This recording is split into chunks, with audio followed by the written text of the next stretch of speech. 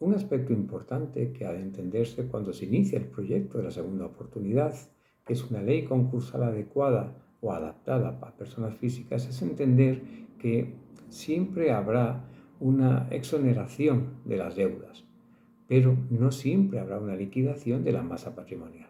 Por lo tanto, nos enfrentamos, o ha de enfrentarse la persona que quiere someterse a la segunda oportunidad, a una primera decisión que tiene que hacer conjuntamente con el administrador y o con el juzgado, que es decidir si hay un plan de pagos, es decir, que hay posibilidades de acometer las deudas habidas, pero de una cierta manera, o por el contrario, estamos hablando de una liquidación total de la masa patrimonial.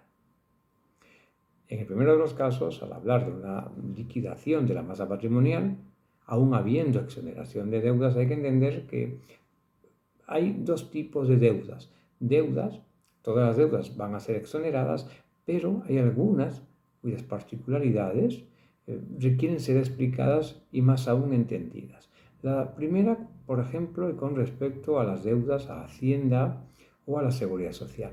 Hay un tope que está exonerado, que se va sin mayor problema a librar, que son 10.000 euros aproximadamente.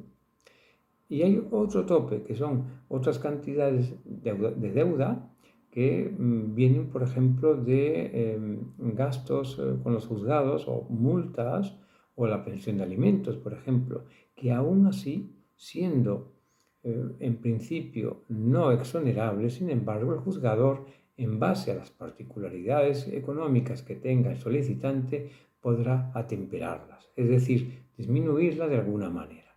Pero esto, claro, se tiene que plantear desde el principio.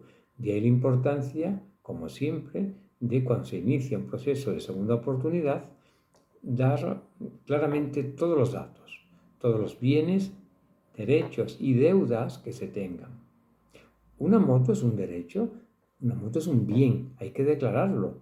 El tener una obra de arte en casa o una joya también tendría que declararse, porque en el concurso, al final de lo que se trata es de lograr una situación económica ideal para el solicitante. Por lo tanto, se tiene que saber con exactitud cuánto tiene en bienes y en derechos. Una obra de arte o una joya o una prenda de oro, por ejemplo, son bienes que pueden ser resueltos, se pueden vender.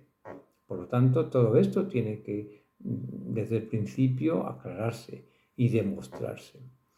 En caso de que no se demuestre, de que no se detalle y se descubra, el concurso pasa a otra forma o modalidad judicial que va a ser muy perjudicial para aquel que lo haya iniciado sin haber dicho claramente y desde el principio todo aquello que tenía, y no solamente las deudas.